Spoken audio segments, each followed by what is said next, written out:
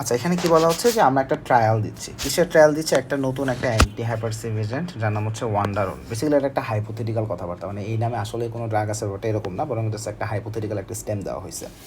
So drug ডেভেলপমেন্টের একটা part হিসেবে আমাদেরকে বলা হয়েছে এই ড্রাগটার হাফ লাইফকে বের করতে হবে, এবং এটাকে বের করার জন্য আমরা আসলে কিছু ডাটা নিয়ে ক্যালকুলেট করছি। সো ডাটাগুলো কি?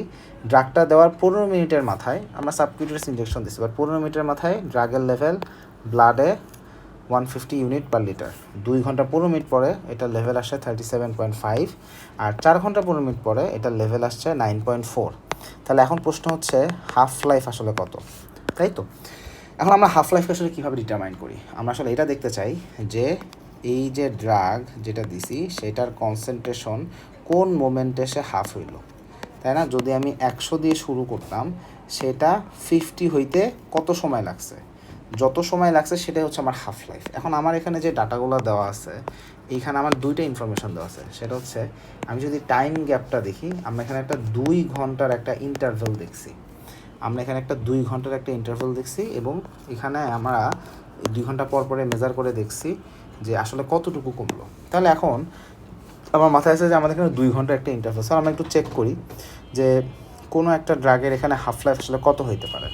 তাহলে প্রথম কথা যে পেশেন্টের এইখানে ইনিশিয়ালি আমরা যে মেজারমেন্টটা পাইছি কত? ইনিশিয়ালি পাইছি 150 ইউনিট পার লিটার, তাই তো? 2 ঘন্টা পরে এটা নেমে আসছে 37.5 ইউনিট পার লিটার। তাহলে 2 ঘন্টায় অ্যাকচুয়ালি পেশেন্টের কনসেন্ট্রেশন এটা কতটুকু কমছে? 2 ঘন্টায় কনসেন্ট্রেশন কতটুকু কমছে? তাহলে আমরা যদি এটাকে বিয়োগ করি তাহলে আমরা কী পাবো? আমরা এটাকে বিয়োগ করলে পাই 112.5। তাহলে 2 ঘন্টায় কনসেন্ট্রেশন কমছে এত। এখন এবার আমরা একটা ঐকিক করে দেখি যে 150-এ কমছে 112.5, একে কমছে 112.5 বাই 150, তাহলে 100-তে কতই হয়েছে? সো আমরা আসলে একটা পার্সেন্টেজটাকে বের করার চেষ্টা করি। তাহলে যখন আমরা এই পার্সেন্টেজকে বের করবো তখন আমরা একটা অঙ্ক করি। তাহলে আমরা এটাকে 100 দিয়ে গুণ করবো এবং সেটার সাথে 150 দিয়ে ভাগ করব। তাহলে এখানে আমরা পাচ্ছি 75%। তার মানে 2 ঘন্টায় ড্রাগের কনসেন্ট্রেশন কমছে 75%। তাহলে এখানে হাফ লাইফ এক্স্যাক্টলি কত? সো এটা খুব ইন্টারেস্টিং একটা হিসাব। সেটা হচ্ছে আমাদের হাফ লাইফের আমরা এই হিসাবটা এখানে যখন 75% পাই, সেখানে একটা জিনিস মাথায় রাখতে হবে। সেটা হচ্ছে এখানে ঐকিক নিয়মে আমি জাস্ট এটা বলতে পারি না যে আমার ড্রাগের হাফ লাইফ এখানে লাইক 1.5 ঘন্টা বা 1.5 ঘন্টা না, 75 তো আমরা তো 50% হিসাব করি। তাহলে এখন ঐকিক করে আমি দেখবো যে 75% কমছে 2 ঘন্টায়, তাহলে 50% কতখানি কমে? হিসাবটা কিন্তু এভাবে হয় না। হিসাবটা কীভাবে হয়?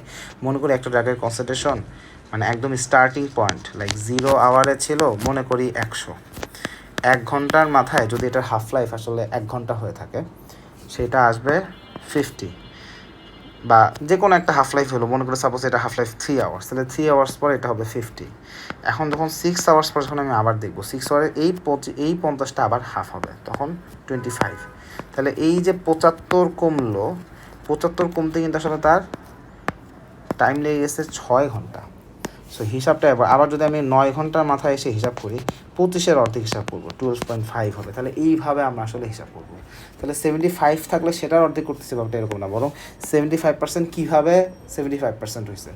তাহলে আমরা যদি একটু জাস্ট গ্রসলি কমন সেন্স হিসাব করি, তাহলে প্রথমে 50 ছিল, 50-র হাফ হচ্ছে 25, দুইটা মিলে হয় 75।